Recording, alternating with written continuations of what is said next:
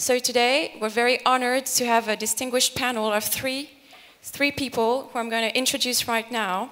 Dr. Ebtesam Al Ketbi. Ebtesam, you are president and founder of the Emirates Policy Center.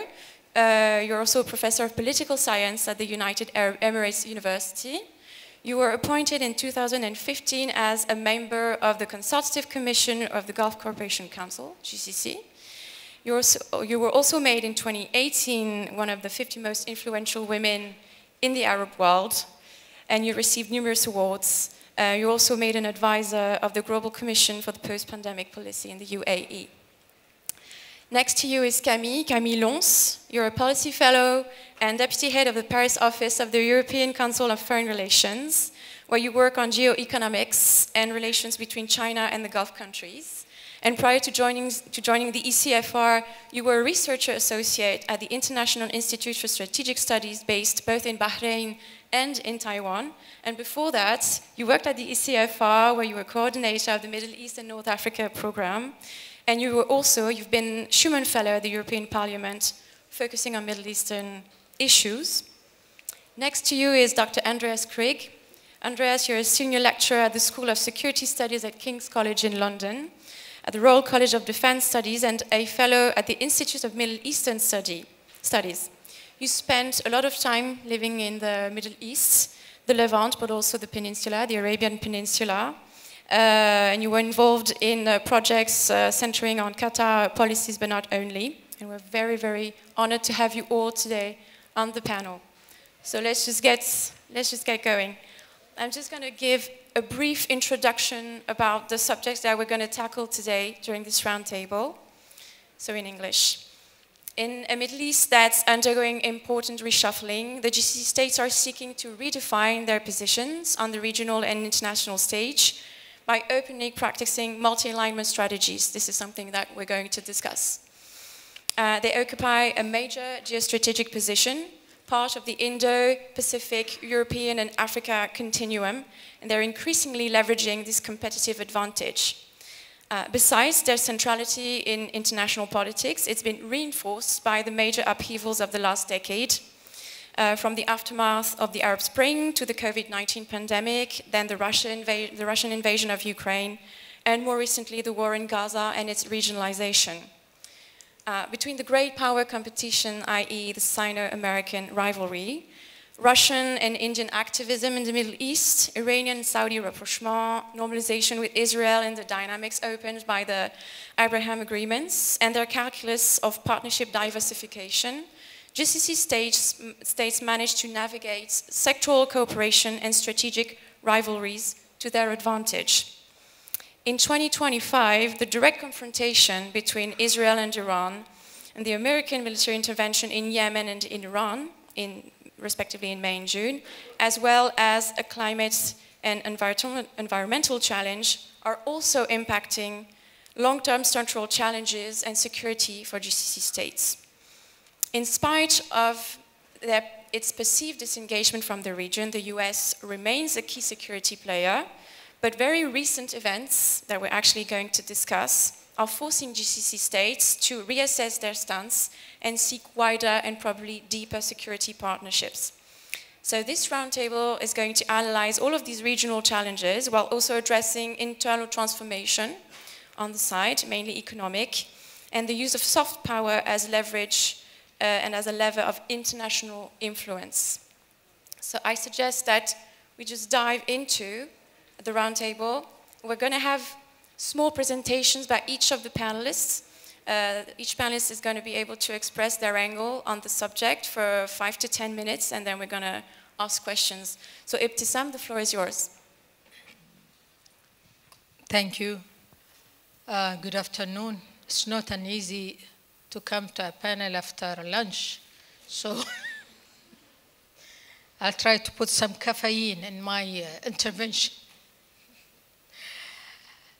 I'm coming from UAE, and if you look to our region, I'm talking about the Arab region, the only place where you feel there's future is coming is the Gulf, and more stable, more safe, more security. I'm going to tackle this topic from the angle of middle power, which is a new concept applied on, Gulf states. If we want to understand how things is going on, what is their strategies.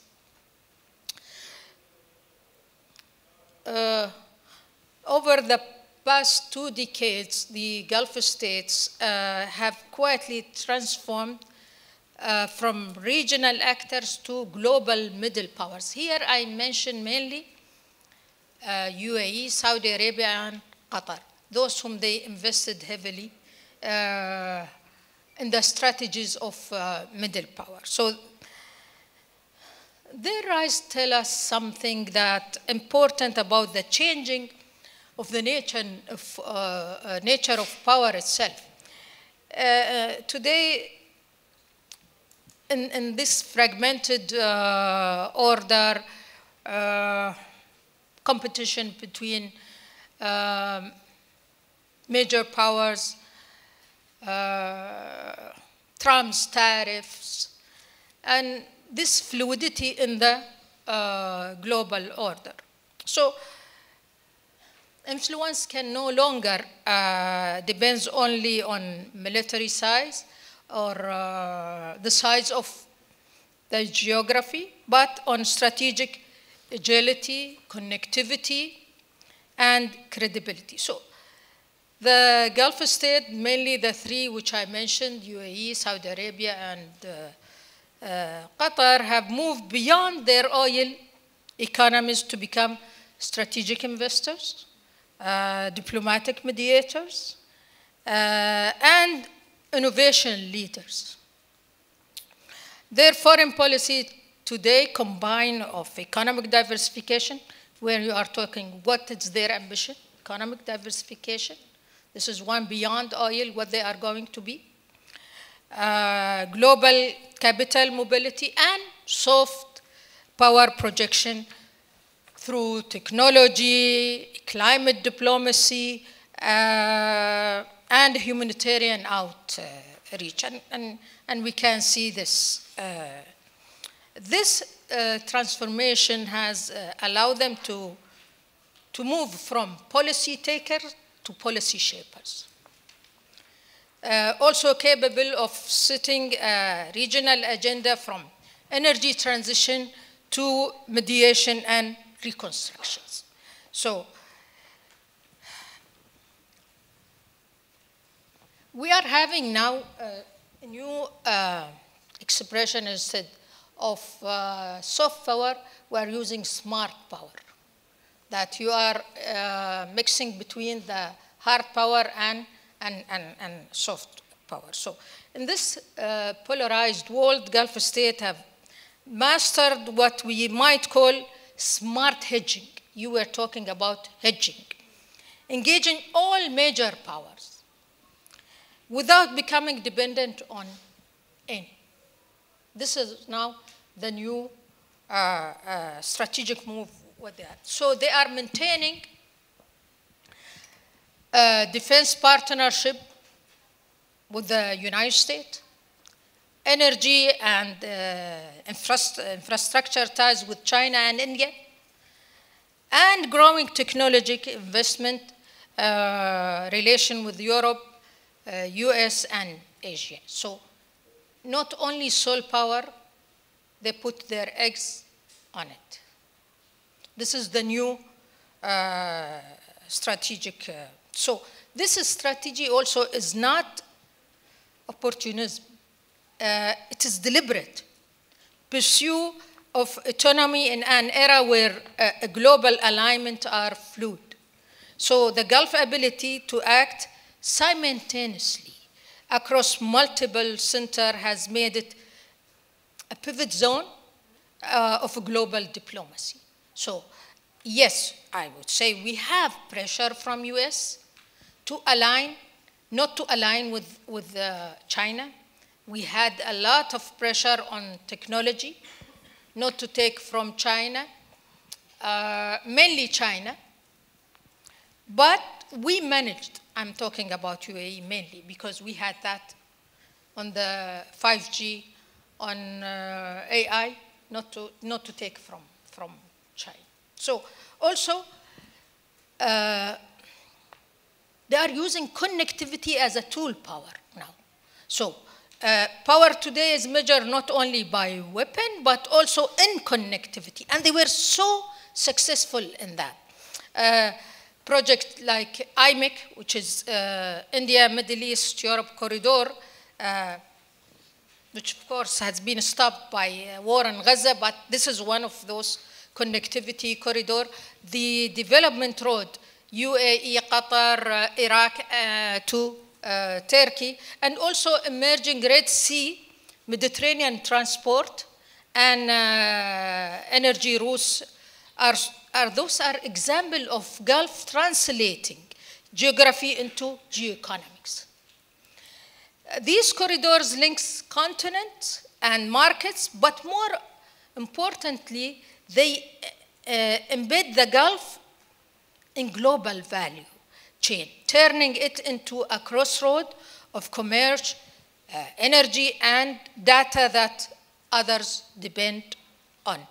So the last point, I'm going to talk about mediation and global reputation. So another pillar of Gulf Middle Power strategy is diplomatic mediation. And we have Qatar as one of those very successful mediator, UAE and Saudi. And we have, they built their reputation as a credible broker in conflict ranging from Gaza, Ukraine, Sudan, UAE, when it's mediation between Ethiopia and Eritrea, and also Qatar mediation in Afghanistan. So their approach combines neutrality with access, maintaining channel with all parties in that conflict, while framing diplomacy around humanitarian outcomes and reconstruction. In Gaza war, the only one could manage to deliver the aid to the Gazian people was UAE, because its relation with Israel.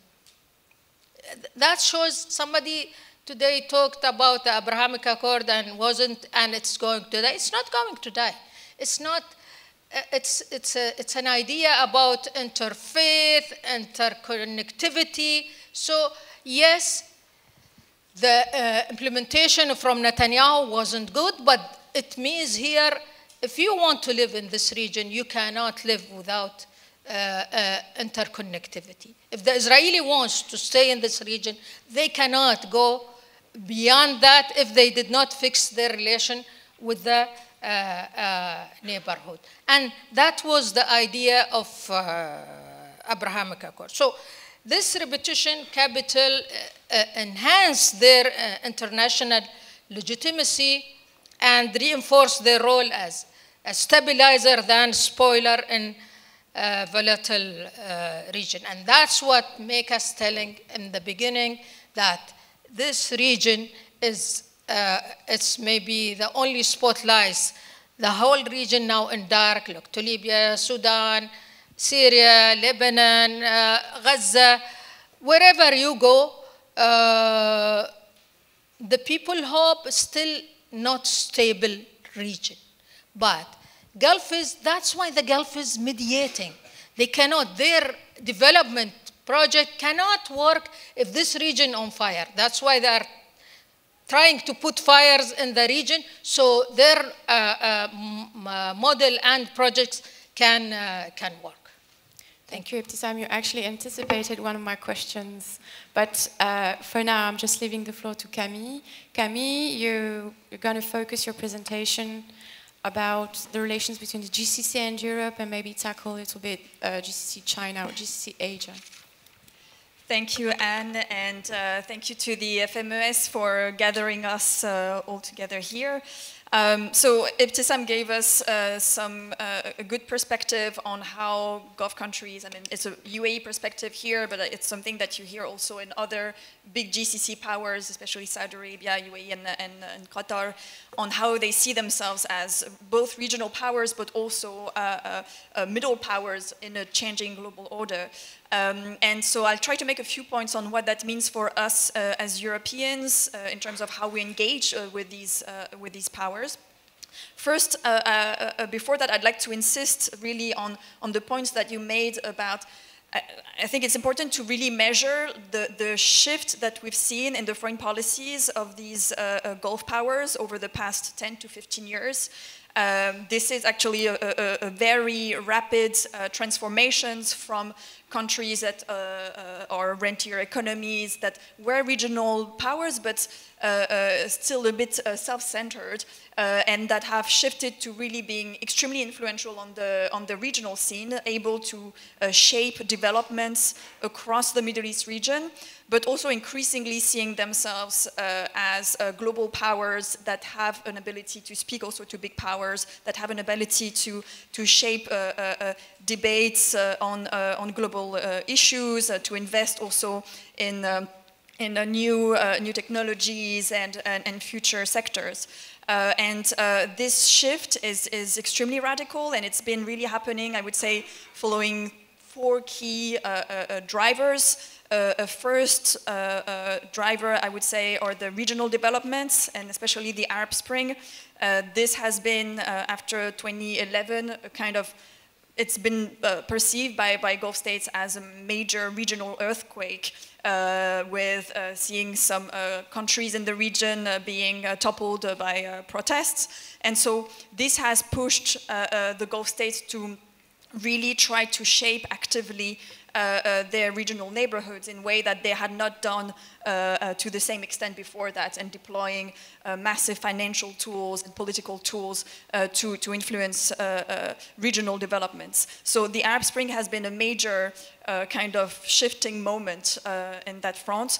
A second massive also driver, and it happens more or less also around the same time, has been the change in the relationship with the US partner. Around the same time, 2011, I think, is the time of the speech of Hillary Clinton on the pivot to Asia. Also during the Arab Spring, the fact that the Obama administration didn't come in to support the Mubarak regime, for example, really shifted a lot the perception of the US as a reliable partner. And this has triggered all the kind of diversification effort of partnerships with other powers, including China, that Ebtesam has been mentioning, and that continues throughout the different administrations. The Trump administration today is kind of confirming the fact that the US is a partner, but a very unreliable one, and that the Gulf states need to really cater for their own security if they want to survive in this new global environment. A third key factor is the more geoeconomic one. Again, around the same period as well is the shale revolution in the US that has completely changed the global energy landscape. And this is the moment when the Gulf states have been, I mean, globally we've been talking increasingly about global peak oil demand, and the fact that there was a perspective that oil revenues that have been really the basis of not only the stability of the regimes, but also the global influence of Gulf players, that these oil revenues would maybe be eroded in the future, and that has triggered also a complete rethinking of like the geoeconomic priorities, how to prepare for the post-oil economies. So this is the third factor, and I would say also a fourth factor is that there has been also over the past 10 to 15 years a complete change of generation of leaders in all GCC countries, with a new generation of younger leaders in Saudi Arabia. Mohammed bin Salman, the crown prince, when he was nominated crown prince in 2017, I think he was 31-year-old. Sheikh Tamim also was quite young when he came to power. Mohammed bin Zayed as well. There has been a change of generation with a new generation of leaders in the Gulf that see their countries and the place in the world completely differently, much more ambitious. And so this also has really triggered and facilitated this complete change of foreign policy of these countries. And so all that to say, in terms of what that means for us Europeans, the thing is, Europeans have been a bit slow to catch up with this transformation. We are finally kind of getting there, but at the EU level, for example, 3 years ago, the EU Council passed a strategic partnership with GCC countries. We have opened a new EU representation in Doha, but I think that was, 2022. We nominated EU Special Envoy, Luigi Di Maio, I think in 2023. But this is quite recent. I mean, this was only a few years ago. And so we're kind of like taking a bit of time to catch up with the pace of the change in the region. At the French level, I mean, this is also happening at the member state level. We have a long-standing relationship with the UAE, obviously, but Macron has been, for example, signing this strategic partnership with Saudi Arabia last year. So there is this willingness to change the relationship and go beyond the simple, I mean, a relationship that was still a bit centered on, hydrocarbons, arms sales, and try to expand that to new sectors, new economic sectors, but also trying to cooperate more with the Gulf states on the regional picture and on global issues as well. There are some, I would say, some challenges to that. This is a first challenge, I would say, is that since, I mean, I think the past 2 years have been a bit challenging in that front. The 7th October, first of all, has eroded a little bit some of the legitimacy of the Europeans' discourse and narrative on values-based foreign policy in the region. So this has complicated the relations with some countries in the region. This came also after the war in Ukraine, where there were some frustrations on the European side about the fact that GCC countries were not always aligning completely with our position on Russia. So there were some frictions coming from that context. There is the fact that the EU's importance, or that Europe's importance as an economic player on the global stage is still relevant, but is kind of declining. And in the perspective of GCC countries, the big players now, the big partners, are going to be increasingly in Asia. The shift of the center of gravity of energy markets has shifted to Asia. They're looking to supply chains and connections with the Asian markets. And so it's more difficult for the Europeans to position themselves in that environment. There is also the Trump factor since a year that is not making it easy for Europeans. I mean, the Europeans are struggling a little bit to really shape regional developments. Since Trump's re-election, GCC countries are very focused on trying to manage their relationship with Trump at the expense sometimes of the Europeans. On that front, actually, that could also be seen as an opportunity somehow, because Trump's unreliability makes also Europe somehow appear more as a stable partner. And so this is something also where Europeans could try to take advantage a little bit of the current situation to see how they can differentiate themselves a little bit from the US on that front. But there are a number of challenges. There are also challenges in terms of how we see regional stability. In general, there is a general agreement with the GCC states on a common desire for regional stability. But not always a full alignment on how we achieve that stability and how that can be done. And this is normal. And the Gulf states are also preserving what they perceive as their interest, not necessarily aligning with everything the Europeans think or do. But this comes with frictions as well. And so how do we adapt as Europeans to that new context, working with these players that have become now quite central on regional politics and beyond, but at the same time being realistic and understanding better also what their priorities are and how much do they align or not with ours. Thank you, Camille. So how do we send the right messages? Thank you so much. Before we go on with questions, of course, Andreas, the floor is yours. And I think you're going to talk about connectivity as leverage in the international world. Yeah, thank you very much. Is it on? Yeah. I mean, Ebtesam already said everything I wanted to say, to be honest. So I just finished writing a book about a concept that I call network-centric statecraft. And this morning we heard quite a lot of discussion about networks, the empowerment of networks, exploitation of networks. And most of the time, when people speak about networks, at least in this context, they talk about technological networks, they talk about network-centric statecraft, warfare, which is about cyber, AI, and so on. What I'm talking about is really a complete change of how we look at the world.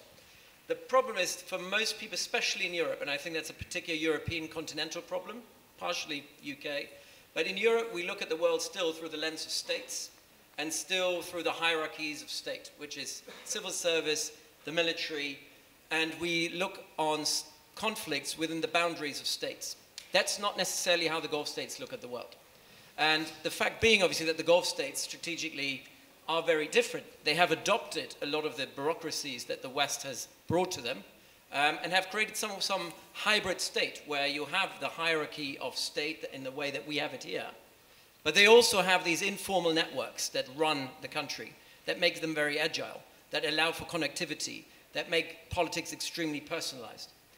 And these networks, in a network-centric world in which we live, are extremely powerful. And what I want to say is you have to imagine the world as a network of flows, nodes, and these nodes are not just governments. These nodes are companies, individuals. They can be, commodity traders, they could be logistics companies. They are all nodes in a transnational networked world. And the way you need to look at this and why this is important is what is important here are the flows that connect these nodes. These can be financial flows, they can be commercial flows, they can be flows of people, flows of commodities, there could be flows of currency, there could be flows of data. AI obviously feeds into that. And if we look at the world through flows and how you shape these flows, then network power in the 21st century is about weaponized interdependence. It's about how you extract influence from that interdependence. Ultimately, the way we teach strategy, or I teach strategy in the UK, is we're looking at strategy ultimately as the creation of power. Is how do you create, with all the means available to the nation, not the state, but the nation, how do you use all the different resources available to create leverage? And networks are an immensely powerful tool to do that. And the way that the Gulf states have done it is basically through orchestrating and connecting themselves to those international flows. More so, integrating themselves as indispensable hubs in these global flows. And that is no longer just, 20 years ago we would talk about the small states of the Gulf, right? We were the Qatar and the UAE as small states. They wanted to be relevant, which is a very, very arrogant Western way of looking at it and saying, oh, these small states, they want to be relevant. Cute. In reality, though, I mean, things have changed dramatically, as Camille was saying already. The relationship has completely shifted over the last 20 years. And if you look at the UAE in particular, I'd say the UAE is the most powerful country in the Middle East. And I would say they're more powerful even than Israel. And not because of their military power, but it's because of the power of connectivity. But then you look at Saudi, you look at Qatar. The way that you measure their influence is not based on their army and the size of their military or the size of their bureaucracy. It's not just their bank accounts. Obviously, the bank accounts play an important role in this. But it's how they create and manipulate connectivity to create an advantage. So ultimately, what this is all about is making yourself indispensable. You're becoming a hub in a network. And as a hub in a network, you can dictate how the flows go. You can open the taps, you can close them. You have gatekeeping power. You have agenda setting power because you set the agenda. And we see that in the relationship between the Gulf countries and the European Union. It's the Gulf countries who set the agenda. We see this in the UK post-Brexit, the way we engage with the Gulf. It's the Gulf states who set the agenda. And the UAE in particular, being extremely assertive, they very much tell us what the agenda is, and we'll have to follow because we're on the receiving end of this. And so the book, it all started with an idea that's come out of the office of Sheikh Tahnoun bin Zayed, who was the National Security Advisor. So in the late 2000s, they did a study on networks and how powerful networks are. And we see this strategy unfolding. Ebtesam was talking about connectivity, how connectivity has been used to extract influence. And the interesting thing with the UAE is they are a hub in global financial networks and regional networks. They are a hub in commercial and trading and logistics networks. And that's not just the ports. It's not just Dubai Port World, which was one of the biggest logistics companies in the world, but it's also, cargo, air cargo. Any trade with Africa through the Middle East is run through the UAE. It's commodity trade. Dubai has become the gold hub of the world, and certainly the gold hub of the global south. So if you have gold, and most of the gold in Africa is connected to elites in Africa, if they want to get their gold to market, they can go to the UAE. They're a jurisdiction that have almost no checks and balances, and you can do it. And it ties the UAE to the elites of these countries. Obviously, information AI, UAE is leading on AI development, data centers, and they're integrating with Chinese companies, American companies, again, to make themselves indispensable. If you look forward, the information networks that are being built right now will be dominated in the global south by the UAE. And we're in Europe, we're not even thinking about it. We're entirely dependent on, on the US infrastructure and ecosystem. The UAE in particular, but also the Qataris and the Saudis are trying to diversify. They're buying a little bit from the Chinese, they're buying a little bit from the Americans. So this book really started with the UAE, and then I started to unpack and say, okay, let's go beyond just these economic and financial statecraft mechanisms, and let's look at Qatar. So Qatar as well is obviously in energy terms a superpower. In the trade of gas in particular, it's not just what they're producing in Qatar and exporting. Qatar has invested strategically in choke points in the United States, in Argentina, in Africa. So they dominate the global trade, the entire supply chain of LNG, which again, Europe is on the receiving end of. And it's not like Europe has any sort of bargaining chip to play. Qatar obviously in mediation as well. They have injected themselves in these networks of non-state actors, from Hamas to the Taliban to different state actors. If you want to have access to some of these networks, you have to call the Qataris. And the same is true for the Emiratis. They're connected to all these networks in Sudan, in Yemen. And many of these networks are connected where individuals are connected through financial dependencies on these Gulf countries. And so what you basically have done is you've weaponized interdependence. Saudi Arabia as well, energy, obviously in energy markets, development is something that you mention as well. Syria will not be rebuilt without the Gulf. And Europe will be following, it will not set the terms. The agenda is set by the Gulf. The same is true for Gaza. Europe is following, it's not setting the agenda. And what France has done over the last couple of months in terms of setting the agenda with the two-state solution and Palestinian statehood was remarkable, but it was only possible because they had the backing of Saudi Arabia. Anyway, ultimately, I'm just going to finish now. It is about strategic autonomy, and network-centric statecraft has allowed the Gulf countries to emerge not just as middle powers, but achieve a level of strategic autonomy which is not just based on the military and defense domain. Thank you so much, Andreas. That's fascinating optics on the region. My first question is going to be for you, actually, Andreas. So you mentioned, it was actually fascinating, connectivity leveraged as influence tools. You've mentioned the fact that probably the UAE is the most powerful, but also Qatar has developed a very indigenous, interesting strategy in terms of connectivity, as well as KSA, etc., etc. My question is, all of these three countries that are often presented as rivals or at least co-opetitors, that is to say a mix of competitors and collaborators, can they, I think the overarching question that I have for you is, can they afford to be divided, specifically in the context of 2025?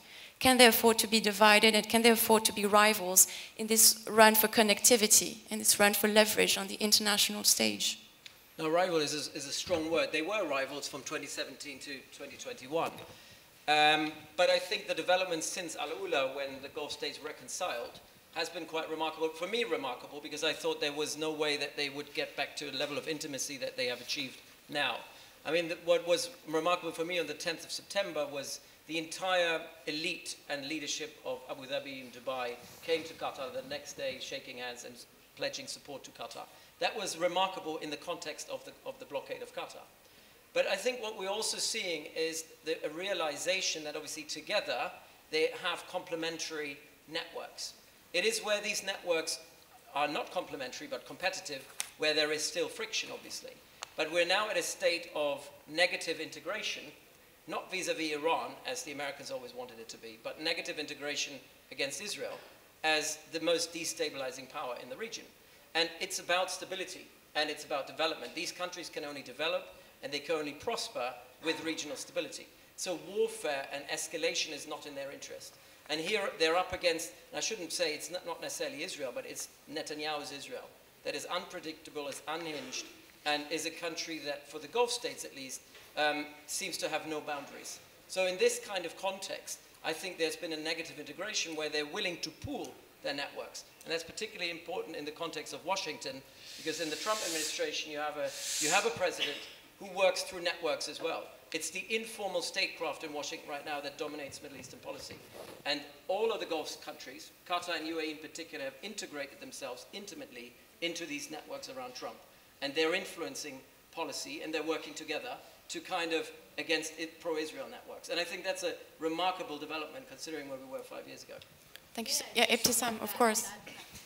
If I would describe that, yeah, the future of the GCC lies in strategic coordination amid tactical competition. This is if I will describe it. But when it comes for their security, you will find their solidarity. Definitely. It happened when Iraq invasion of Kuwait, through also Iranian revolution, through Iraq-Iran war, when also they showed their solidarity when Iran tried to intervene in Bahrain. Maybe they had some differences during Arab Spring, okay? Because they felt that was a threat is coming to their border. So maybe there was a division that was between them and Qatar, which is Qatar was using that for its mediation purposes, but they did not like it. I mean, they don't want to deal with non-state actors. Maybe those were. But yes, you will find tactical competition economically, okay, even in connectivity, but they are aligned. I mean, Doha incidents, they're all were together against what happened in Doha. And that's also one of the hedging trying to jump on American umbrella. Thank you, Ebtesam. We're actually going to go back on about the Doha Emergency Summit and the consequences of the Israeli strikes on Doha. But first of all, I'd like to pull a thread from your presentation. One quick question. So you've mentioned this concept of smart hedging, which I think is very interesting. My question is maybe more in detail. There's this perception in the Gulf, obviously, after, well, you know, because of the Obama doctrine that Camille mentioned, and then the 2019 attacks on Abqaiq and Khurais when the US did not intervene, and then later on in 2022 with the supposedly Houthi strikes on the ADNOC facilities, also where the US were not absolutely in a rush to intervene and to help. So there's a perception of US disengagement, basically, in the region. But can Russia and China and even India offer something of value for the GCC states? I mean that the US remain the main security guarantor and the main security provider. They're diversifying, also turning to European countries. And they're also pivoting. They're pivoting to Asia. They're making their own pivots. So exactly what can Russia, China, and India offer actually of value to the GCC states? Look, when the American pivoted to Asia, we pivoted to Asia. Why it's good for America and not good for us? In terms of, I mean, one of the things that these countries trying, they discover the East also, and also diversification their alliance and their partnership. It's not only China, it's Korea also, it's all Asia countries. They discover that, yes, one of the things it came, maybe the turning point was the Arab Spring. And they felt that US is not anymore a credible partner. It can, like what happened to Egypt, mainly, which they had good relation with Egypt, Libya, Tunisia, so they thought also the domino factor is coming to them, and the Americans, they don't care. The second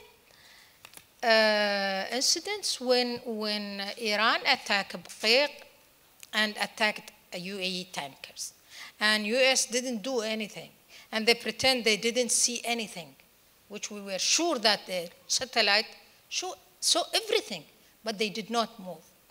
The other things also, when Houthi attack UAE, and while we have their base, and in fact, the Israeli came first, not the American. The French too, right? French came also, and when the American came, they said, well, this is our check, can you pay it? That was showing also this is not anymore, but this doesn't mean, well, they are indecent. For many reasons, they are our security guarantors. They are not reliable, not credible. But China is a free rider.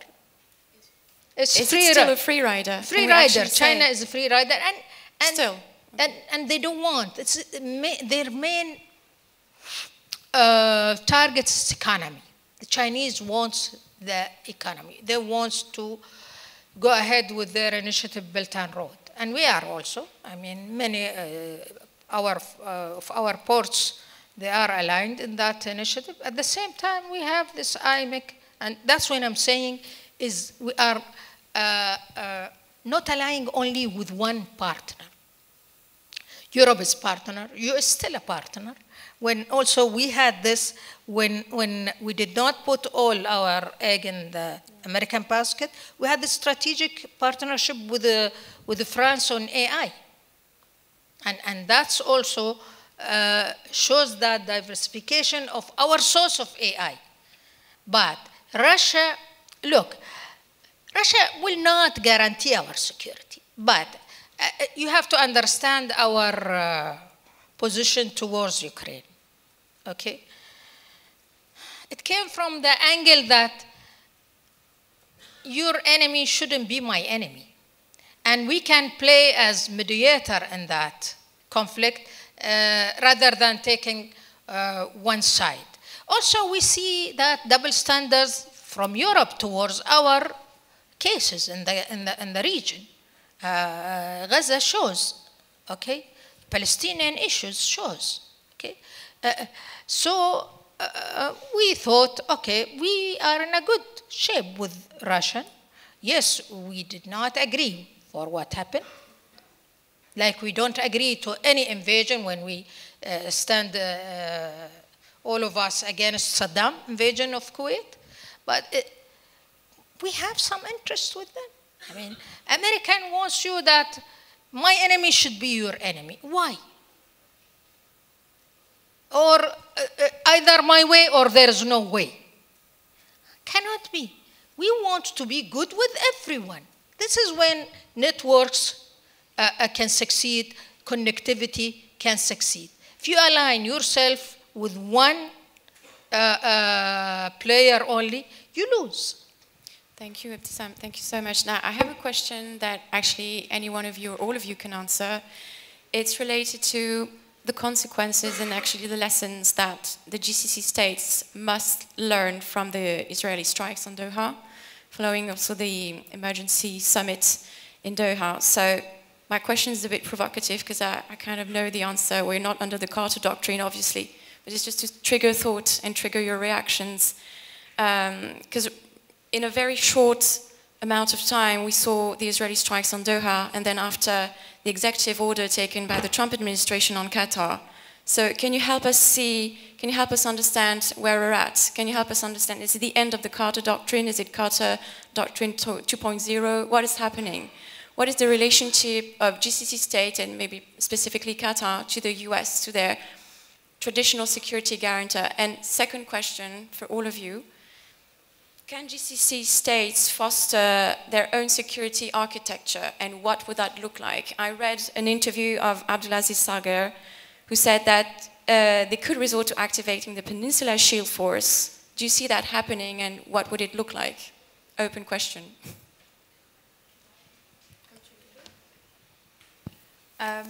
Maybe to be a bit provocative, and I mean, I'd be interested to hear what how Ebtesam responds to it. But we've been discussing for now about connectivity and investments in tech and AI and relations with Asia and China, etc. But to me, the Gulf states' foreign policy has been hitting a massive wall, which has been the return of conflicts in the region after 7 October. And this has been highlighting a major, to me, weakness of the foreign policy of these countries, which has been, for the few years before 7 October, the focus has all been on de-escalation in the region. Rapprochements. Sorry? Rapprochements, de-escalation. The rapprochement between Saudi Arabia and Iran, the rapprochement with Turkey, the Al-Ula agreement and reconciliation with Qatar, and even the normalization with Israel for some countries. And the logic behind it was the priority or the economic reform agenda and visions. We need stability in the region for that, to be able to invest in the region, but also to be able to focus outside of the region on relations with other powers and attracting investments from Asia and from elsewhere. And so there was this willingness to kind of extract themselves to some extent from the Middle East and put a little bit the Middle Eastern issues under the carpet, and hoping that by investing and throwing money at problems, it would create stability over the long term. And the problem is that we've seen with 7 October is that the problem keeps coming back, and you cannot extract yourself from your regional environment if you don't solve security issues. And so I think this is one of the key kind of like wake-up call.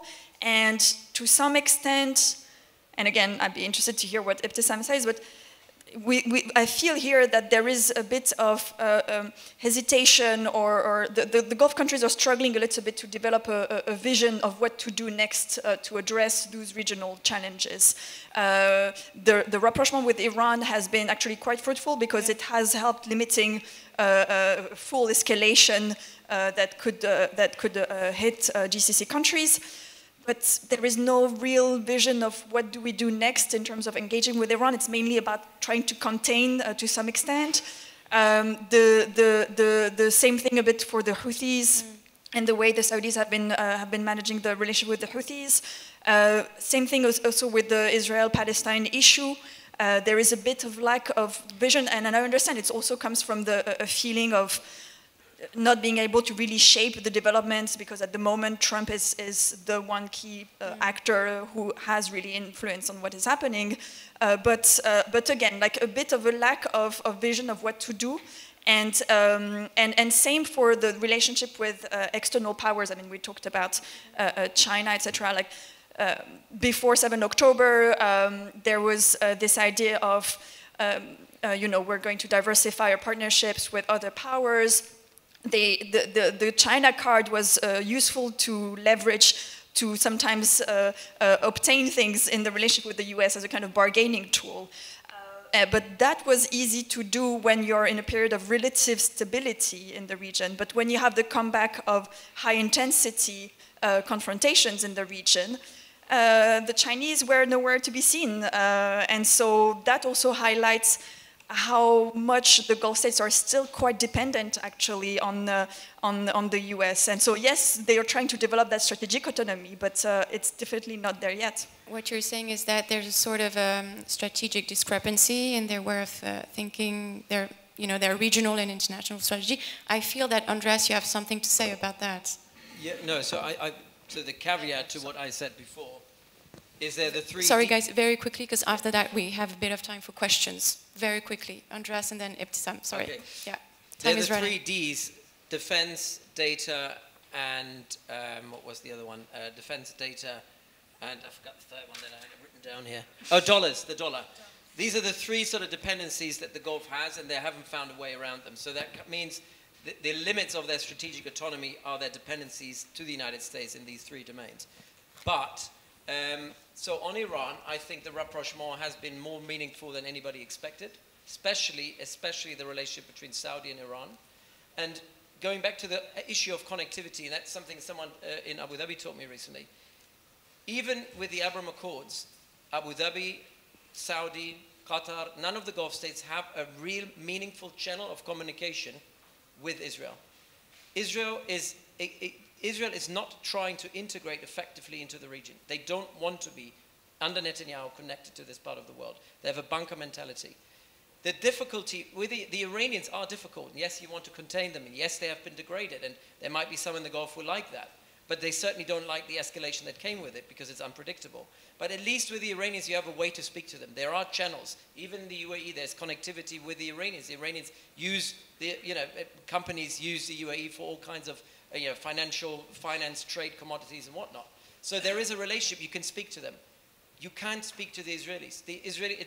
You're hitting an absolutely a wall, and that's kind of what you're referring to as well. And all of that led, and I think the mistake that the Gulf states have made until now, until that strike on Doha, was that they didn't pool the leverage on Trump. $3 trillion were pledged for Trump collectively in the Gulf. And the question is, if they would really be willing to put this on the table and saying you either do this in Gaza or we pull this, which isn't obviously that easy and straightforward, they have the leverage to do it. But Israel is equally very, very influential with their networks. But over time, I think we're seeing an erosion of that Israeli grip on Washington's foreign policy apparatus when it comes to the Middle East. And the Gulf lobby, collectively, is increasing leverage. And we're seeing more and more coordination on the strategic level that we haven't probably seen before, let's say June of this year when the Iranians struck the Qataris first. Things are changing, but your last question was about the Peninsula Shield Force. Yeah. Most of that is a paper tiger. Most of GCC security integration is a paper tiger. But if they were willing to pool it, they could achieve something. And I think we're seeing some of the developments going into that direction. So can they afford not to do it? Ibtisam, if you want to very quickly answer that, and then we'll move to the questions. You were saying they have no vision. Okay, tell me what is the vision of the Europe, what is the vision of United States now? The only one has vision who knows, the Chinese knows what they want now. I mean, the Gulfies, they have visions.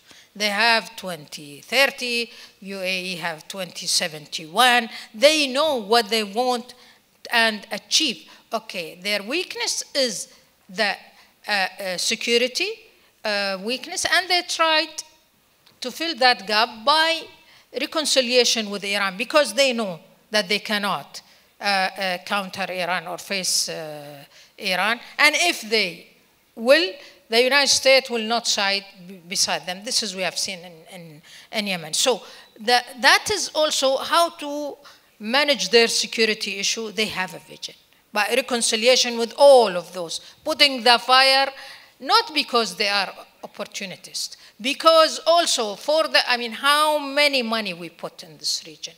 Tell me how. Lot of money. But there is also no appreciation because the Gulfies, they look at us, and this is also the same picture in all the world. We still that we are balloons of oil and money, and there is nothing inside here. No, we show them now. I was in Egypt, in fact. There is an Egyptian friend here. I was sitting in a panel, and they was talking about the Gulfies. This is after the second revolution in Egypt. And she was telling me, oh, look, you are Gulfi. We are the one who educated you. We are the one who teach you how to manage your economy. And I said, I'm the only Gulfist there. And I said, yes, that's right. But that was during 60s, beginning of 70. But now we are running your economy. We are running your institutions. So it doesn't mean we don't learn. It's not a shame that we were, yes, at that time, we didn't have anything. But now we are controlling everything. And this is why when we are achieving something, we are being attacked. I don't know, because we are from the Gulf and because we are sitting on the oil, I cannot understand this. I don't have the answer to that, Ebtesam. But if you all agree, we're going to now turn to the audience, indirectly though, because the questions are being asked through the application. And apparently the one that has a lot of success is, I'm going to try and translate, referring to your vision of the United Arab Emirates as a central hub embedded in a network. Can you actually name a few concrete fluxes, influx that could, flows, thank you, sir. Thank you so much. That's a tough question. I'm not sure I understand it in French, in any case. Thank you. I think I get the gist. Yeah, okay. I'll give you one example. We haven't talked about Russia yet that much. The UAE is probably Russia's closest ally and partner in the Middle East. And what is quite interesting here, and again, we're looking at is, oh, great power Russia and small UAE. The reality of this flow is entirely different. The UAE is actually the more powerful party in this relationship.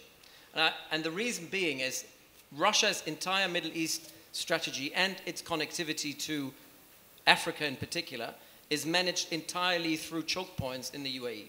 That is logistics, that's finance, that's commodity. I mean, if you look at Wagner, for example, the Wagner Group network, a lot of these are companies of companies. Many of these companies do business through the UAE. And they can only do it because the UAE allow them to do this. So here is a jurisdiction. The UAE could shut it down, and Russia, there's nothing Russia could do about it. Okay. So these are different flows. I give you an example just to show you how the power balance is. Another example would be Qatar and energy in China. China is entirely dependent on the LNG imports from the Qataris.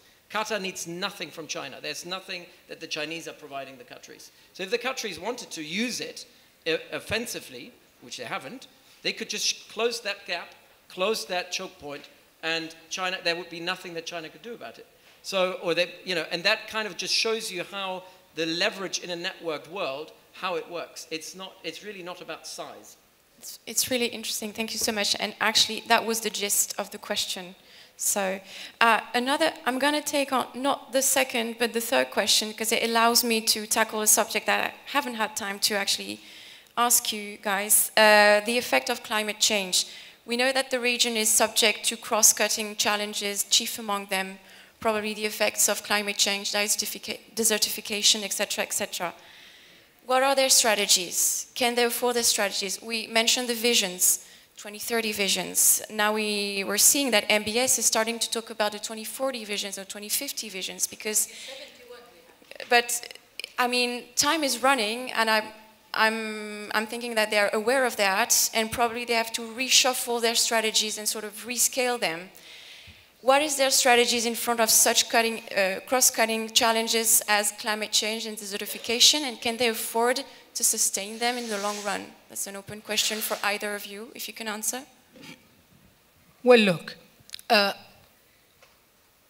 oil will stay for a long time. But not forever. Not forever, but for a long time. The world is dependent on oil. Okay, Asia is depending on oil. But when I'm saying its vision, yes, the world is going for withering from the oil. And that's why when I'm saying 2071, why when Mohammed bin Zayed said when the last barrel is exporting the last barrel. So we have to prepare ourselves for that. You remember the green hydrogen, UAE, the one first, and now we are exporting that to Germany. Okay, we started also using the solar winds. So we are preparing ourselves where we are depending on, not on oil and running our economy, okay? I mean, using it now, starting that electrical cars is there, implementing all of that, but oil, China still needs oil. India still needs oil. Asia, whole Asia. So we are preparing ourselves to run our green economy, but that will be export outside.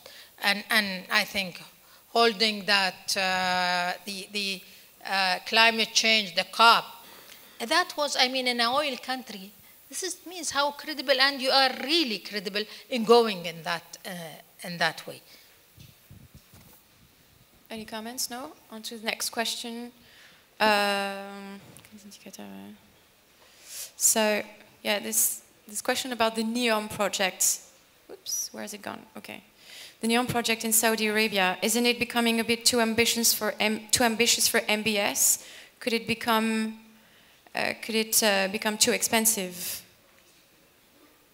Maybe the broader question behind that is the one that I started to shape. The timetable is changing, and it has to change on such mega projects and such visions as 2030. The economic data is actually good. It's really not dire, it's good, but nonetheless it's forcing GCC states and specifically Saudi Arabia to recalibrate the visions. Do you have any comment on that? Or probably do connectivity leverages well, compensate? Unfortunately, we don't have anyone from Saudi Arabia here, so it's very bad to speak about them behind their back. But let me be Saudi. No, I can't be Saudi in this respect, because I think NEOM was never a deliverable project. It was never meant to be delivered. It was an information operation. But it is partially being delivered, and it's still extremely ambitious. And I think there's some caveats about, first of all, it's not about oil, it's about energy. And energy is not just oil, it's gas, it's solar, it's all these other elements. And I think that the Gulf will continue to export it, and Europe will still depend on it. And there are new dependencies being created. And I don't think that the diversification away from hydrocarbons is going to move quick enough for us to just cut this dependency. It's not logical, particularly not when it comes to hydrogen and gas. But beyond that, there are differences between the Gulf. These 6 countries have a very different sort of macroeconomic setup. So just because the UAE might be very resilient and Qatar might be very resilient, that's not necessarily the case for Bahrain, even for Saudi Arabia. I mean, if you look at the returns year on year, it's going down. I mean, despite the fact that we have a relatively high oil price, Saudi Arabia is not breaking even. The break-even price for oil in Saudi Arabia is so high that it's unrealistic for Saudi Arabia to reach that oil price in the next, in the short to mid-term. It's around 100, something close to 100. Price is around. So we're talking about the fiscal break-even price. So there is only 2 ways: either you cut down your spending, or you basically continue making losses, which is what they're doing at the moment. This in itself is every economist is saying this is not a sustainable strategy. And so the question is whether the investments that are being made in Saudi Arabia right now, which are primarily gained at a domestic audience and investors as well overseas, but the investors are not coming, whether this is actually sustainable and resilient way of spending the money, considering what kind of macroeconomic challenges Saudi Arabia is facing at the moment. That's the question. We have 1 minute left. Does anyone have any I don't think we have time to just go into another question because they're pretty substantial, and actually some of them have already been tackled during the discussion. Do you have a final comment? Maybe Camille, you spoke a little less. Just maybe to add a little bit on the conversation about energy, hydrocarbons. I mean, so this question of the future of oil revenues is quite fundamental, and this is why also the Gulf states, and especially the Saudis, are pushing very hard on the international scene a narrative that actually like oil is going to remain very important in the future. And it is to some extent, because we see, I mean, the projections now for peak oil demand or around the end of the 2020s, so around 2030. But that means only reaching the plateau and so for actually like decades still, we're still going to be having a similar actually like a global demand. What's interesting is how much in the future actually Gulf producer could, I mean the global production of oil could actually recenter a little bit around the Gulf, because there's a very interesting IEA report that came out a month ago, I think, on the decreasing returns of a lot of oil fields across the world, including US shale.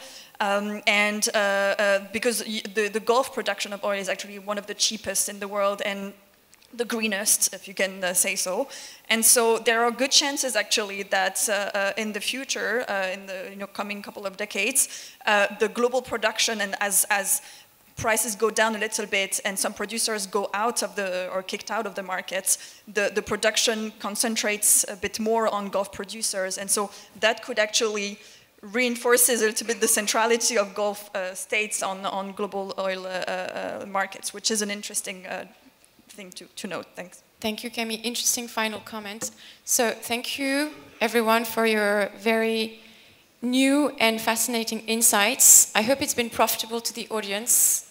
And well, now is the end of the roundtable. Thank you so much.